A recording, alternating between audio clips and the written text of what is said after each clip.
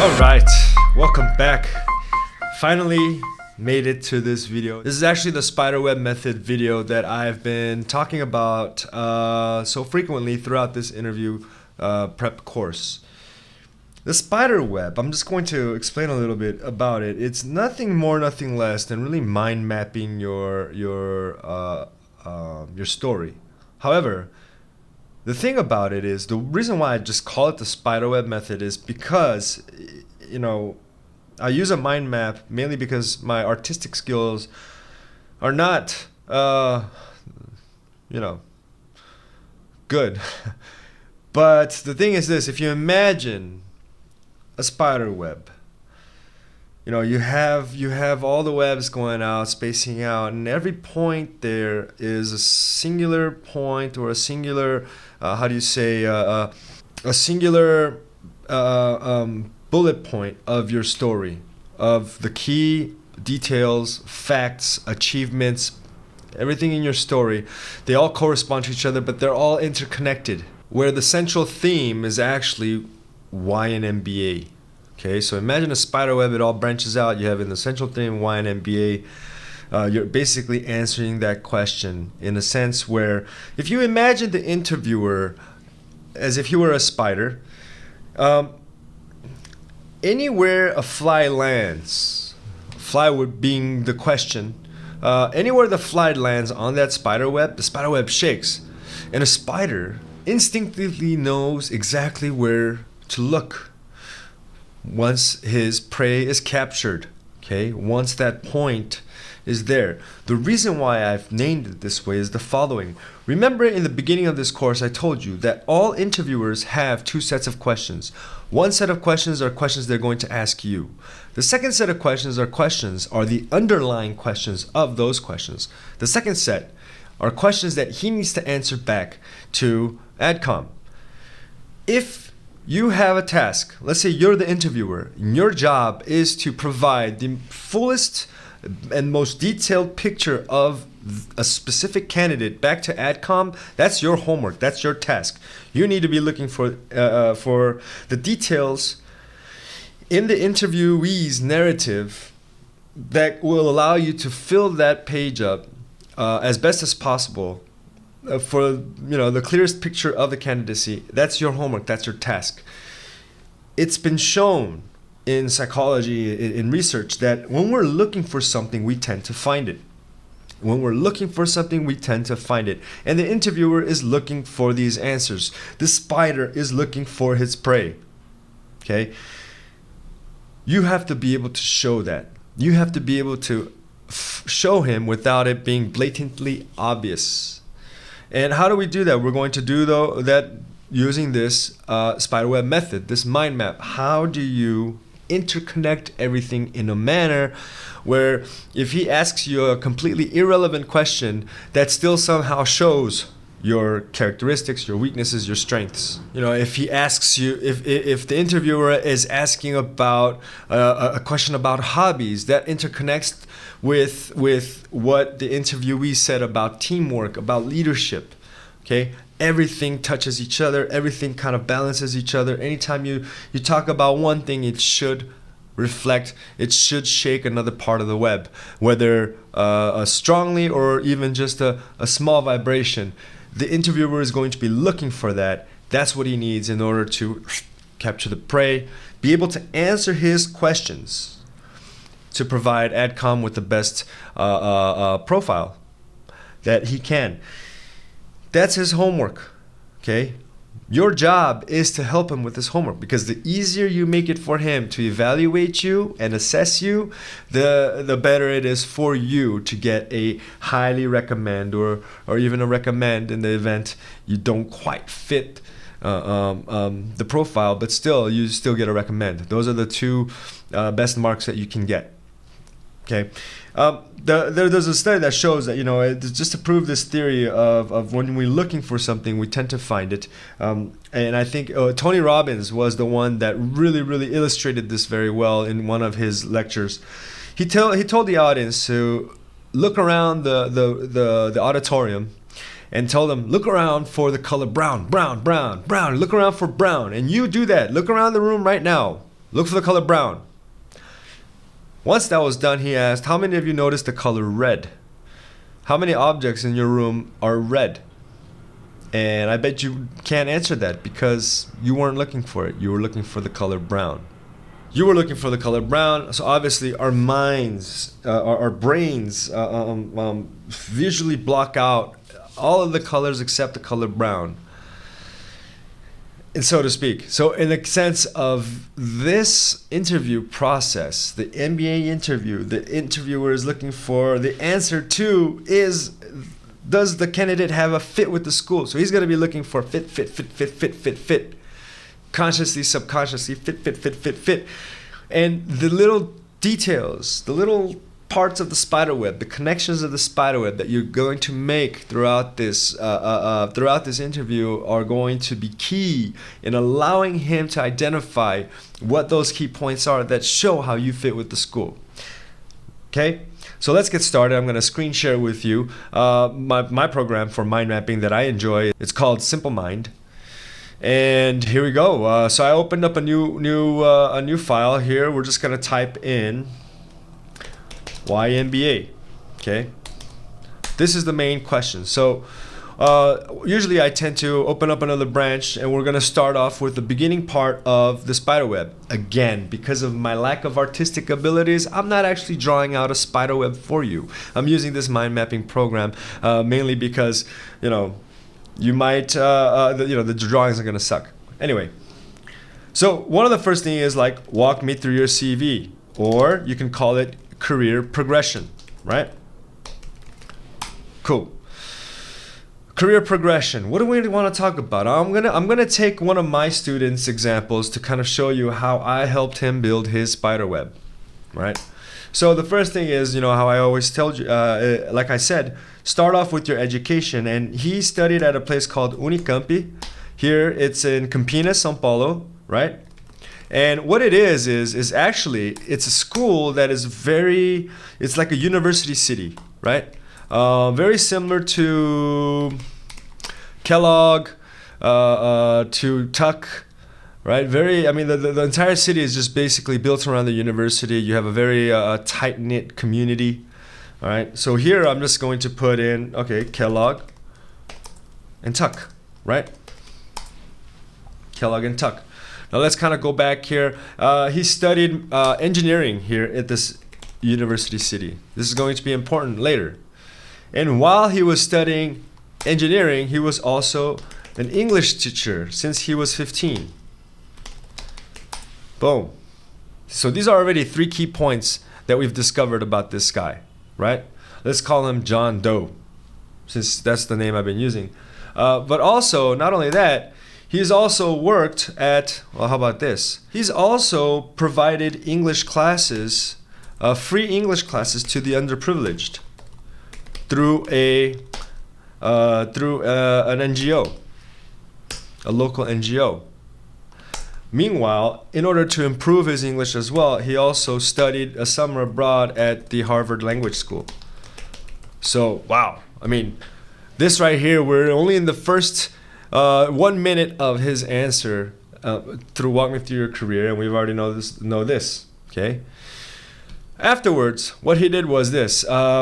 He worked at a company. He started his internship at X company, right? As an intern, so we'll just put in here as an intern. Under his internship, he was the development engineer. So we're going to put that in there, development engineer. And then later, he gradually became a project manager. Okay. Now, I asked him to include a little bit about why he loved this X company. He spent 6 years here since being an intern. So he spent 6 years at this company. And I asked him, why didn't you leave the company, try out, test out other waters? Why only this company? And he said the main thing was the culture. They had extremely awesome international diversity at the culture, at the school, at the company. Also, he was provided some foreign work exchange programs there, okay, into different countries. And finally, another part of his culture there is they're very collaborative. Teamwork, family feeling. It felt like he was part of a family. So great. That was a nice. He presented a nice 4 to 5 minute career progression picture, and it's very basic. I mean, he didn't really touch on anything else except this information. Okay. Yes, he did talk about the development engineering, and he did provide some challenges that he faced, and we'll get to that when we get to that challenging question. Okay.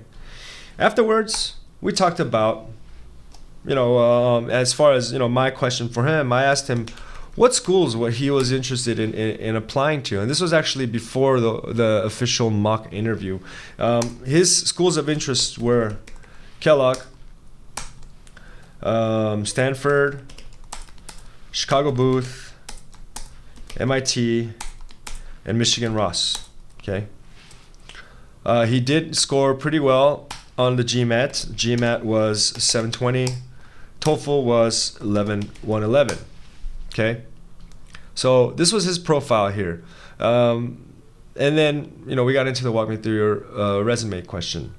Okay, from that point on, we talked about his future goals. I asked him his future goals. What are your future goals? What do you want to do? So let's open up another Spiderweb part here. Future goals. Short term. Oops. Short term was he wanted to make a career shift into consulting, which is fine. Why did he want to make a career shift? He wanted a broader view of different markets. Because mainly he spent his last 6 years at one company, it was time for him to make a change. Extremely interesting there in the sense that, I had just asked him a follow-up question on why he didn't leave that company, and he told me about the culture there, how he really identified with the culture. Now, though, at this point in his career, he really wanted to tackle the automotive market within consulting. Okay. Because not only did he have expertise in the automotive market because of the company, but also because he wanted to have a broader view of the different markets, international markets as well. So which is kind of cool in this sense. From the short term, we also talked about his long-term goals. We didn't really touch on his midterm because mainly his midterm goal was to really develop his vision on the market before his long-term desire to be an entrepreneur. Okay, what that entitled was either be opening up his own boutique consulting office or becoming an investor in the automotive. So we'll put that there. All right, great.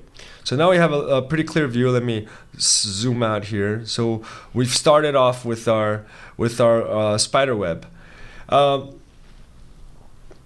The next question that we talked about was why he wanted an MBA now, though. So why now?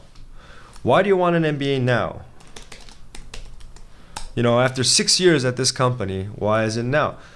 Obviously, his career shift. Aha, here's the first connection. Let's zoom in here. Here's the first connection. Notice career shift into consulting, right?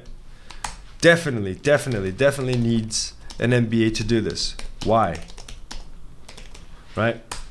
He gave me 2 specific reasons. 1, fill gaps in business. Aha, we already saw, now we see our second connection. Watch this. Fill gaps in business connects over here to, what was his background? Engineering. Okay? And this is even stated. You probably figured this out even before I said it. Yes? Especially because he wants to be an entrepreneur, right? This is going to be an entrepreneur. This is going to be important for a little bit later. The second reason was to develop his leadership skills leadership skills, and teamwork skills.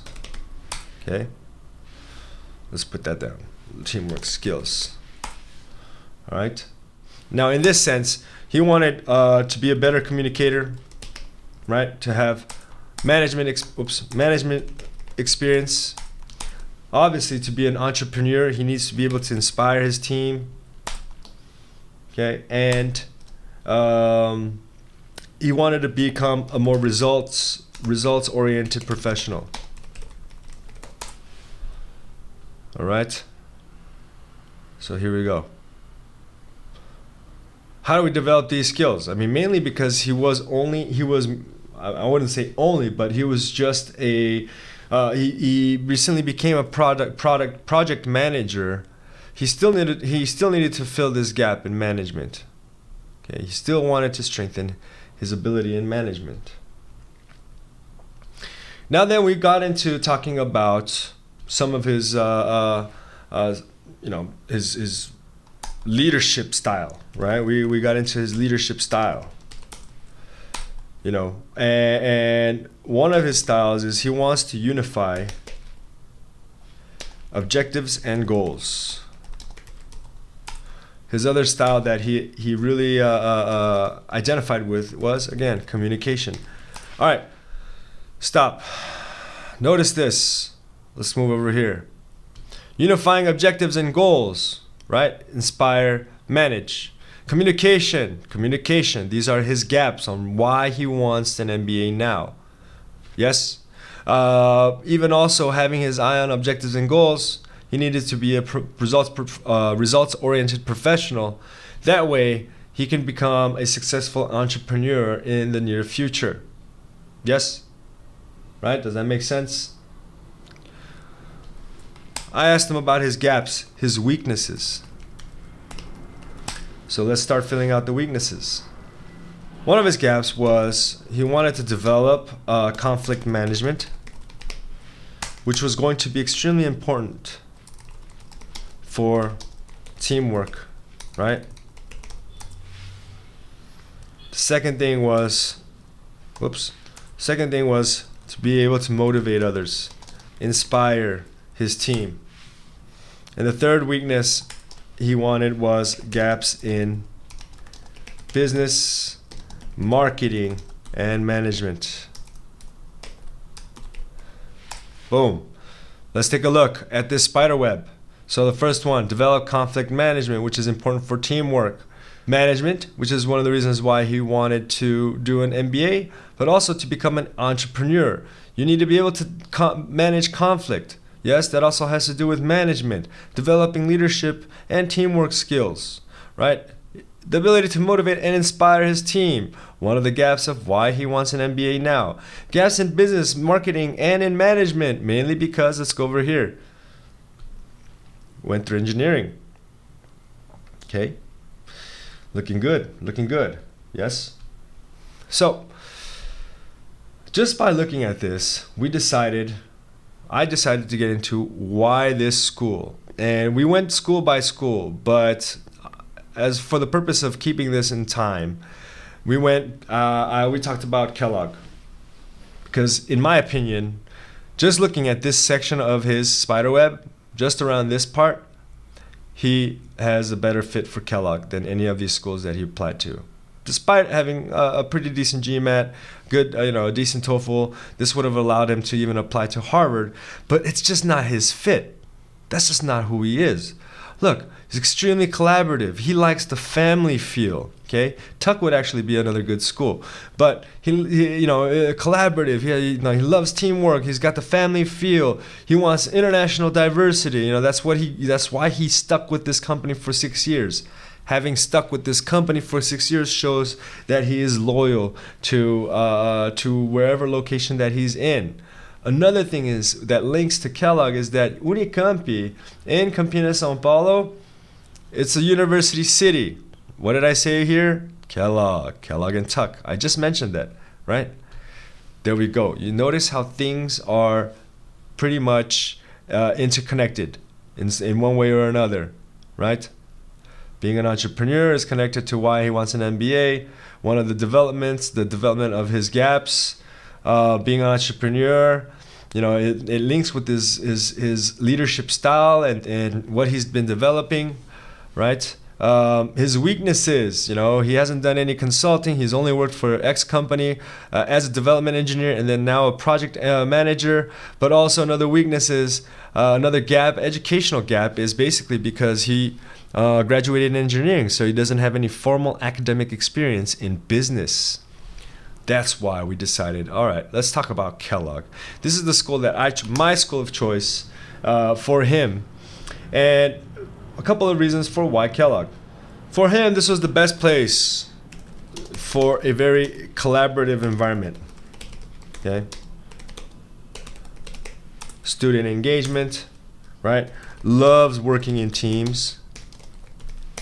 Here at Kellogg, there at Kellogg, you know, he would do extremely well. You know, being part of the community there, being part of the campus activities, the student-driven activities, everything that we've talked about in the other video, which was being prepared. Yes, when I talk about the schools and the 2 key traits of each school. Here he also mentioned, you know, Unicampi, the reason why he wanted a family feel. He wanted the university city. The reason being is that in his past experience, comparing it to what he wants for the future, being in a tight-knit community, in a smaller university city location, helps him develop strong relationships with people. Okay, it's not about networking. It's about building strong relationships with people. Strong relationships, yes. At Kellogg, also, Kellogg is known for their marketing, right? Marketing would also actually be part of his reasons, right here, for his gaps. There we go, we found it. Gaps in business, marketing, and management. All 3 Kellogg provides. Management, especially because everything is student driven.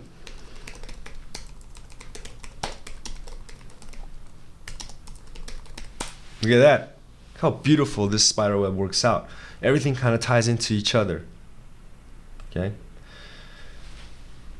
Marketing. Let's kind of go back to the marketing. The reason why he wanted to focus on marketing is because he believes that marketing is the pillar for all companies. Okay.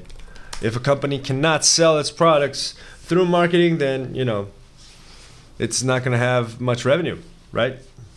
And then on a personal note, he really, when he visited the school, he really enjoyed the lifestyle and social life at Evanston. Okay. He did spend some time there. He spent a week at Kellogg in Evanston. He visited the school. He spoke with the students. He just loved it. He had visited Stanford and also, I think it was MIT that he visited, or Ross. I think it was MIT that he visited. He visited MIT, Stanford, and Kellogg. And out of the 3, he enjoyed the lifestyle and social life at Evanston better than anywhere else that he had visited. He felt that Kellogg was the right place for him. Okay. Again, now he did speak the 4 C's. You know, he provided the school, he provided the specific classes. So in your case, you want to be able to put in the classes. Classes 1, classes 2, right? He also included the clubs. He just included 1 club. And then one other thing that he talked about, another C that he talked about was contributions. Here, he made a contributions. Loyal to community. Desire to pay it forward. This is seen by his volunteer English teaching for the underprivileged. You see how that interconnects here? English for the underprivileged. Right? Desire to pay it forward, his loyalty to community, his loyalty to company.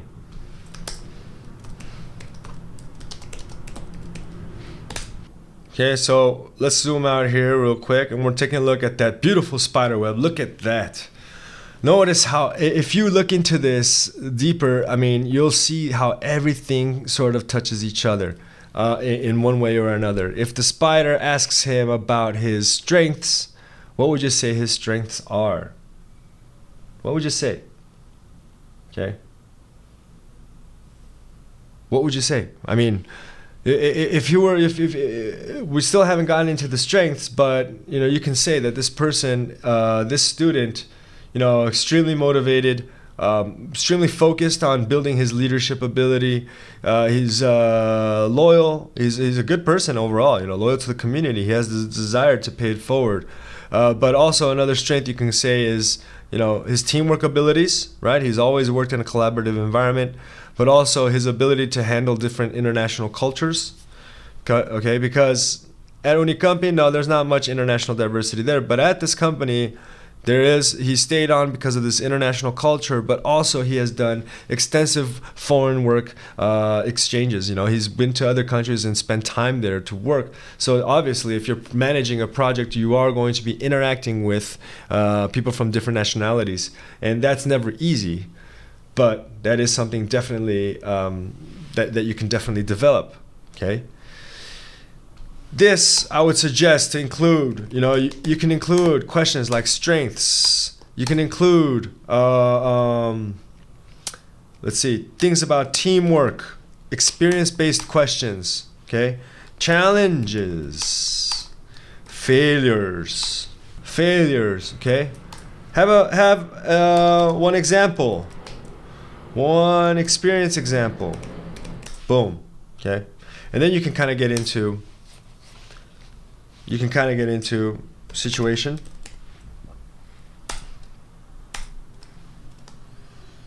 action,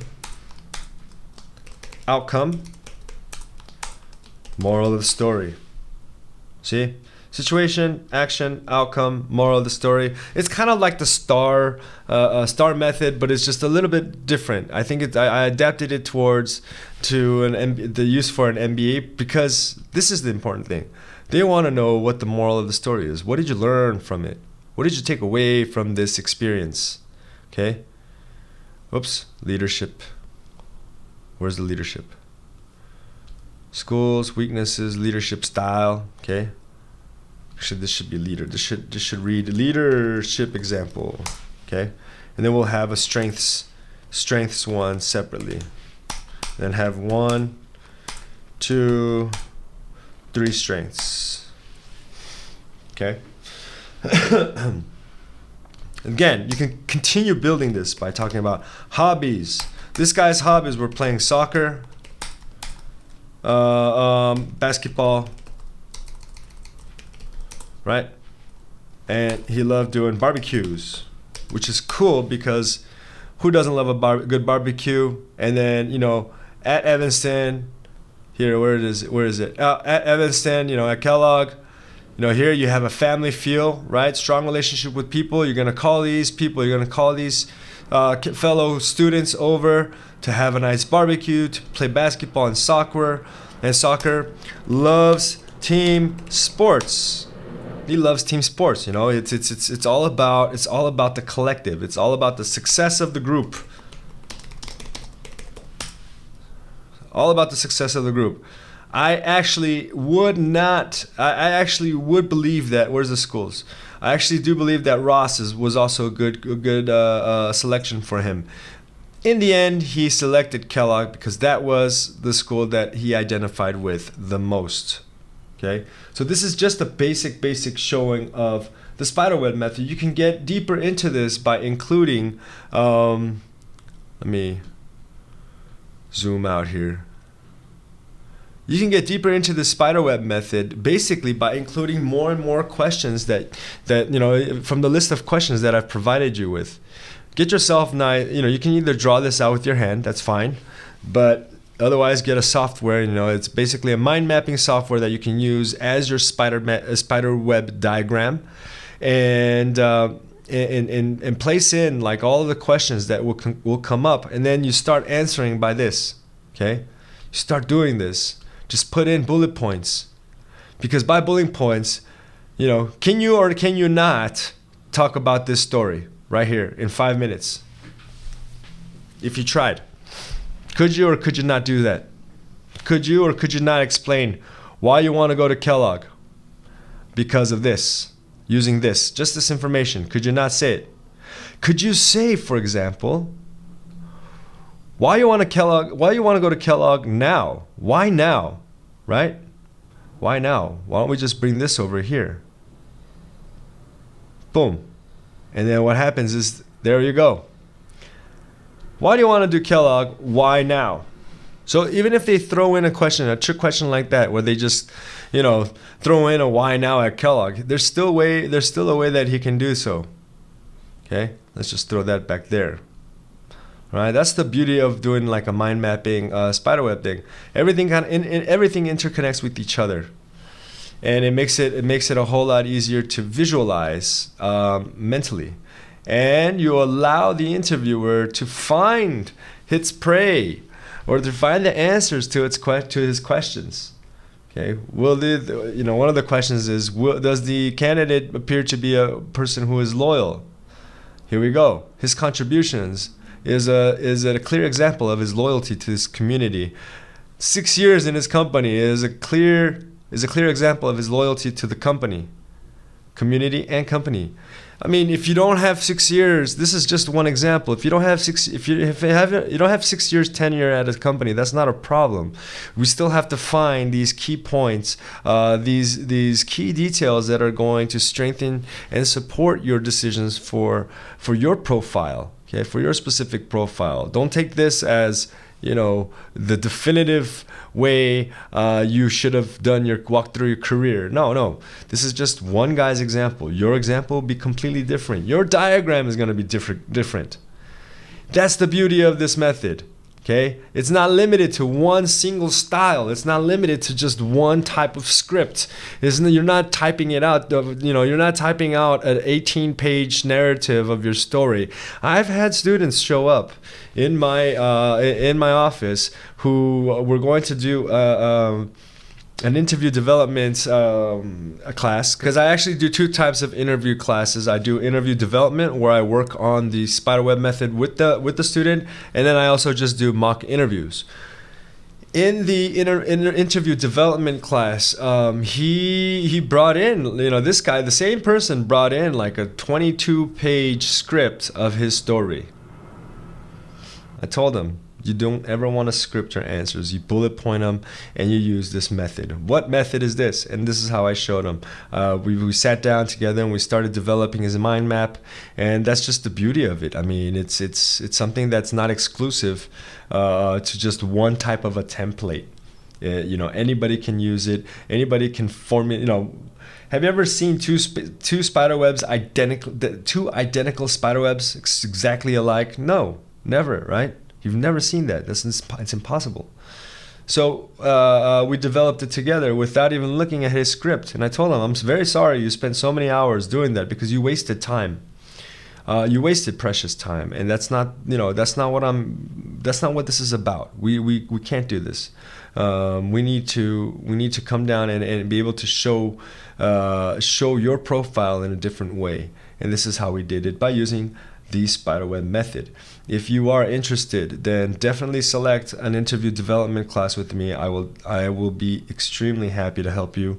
But otherwise, I believe you can do this on your own as well. Just follow the steps here, and just kind of get yourself a mind mapping program and start filling in those blanks and drawing that picture. Okay, I encourage you to do this. I mean, this is something that it's not a secret. It's not something I want to keep to myself. I want this out there. I want to help you guys. I want to help you. So there you have it. I hope now you've gotten this concept of the spiderweb idea, the spiderweb method, and I hope you use it to your advantage, to your benefit. Downtown.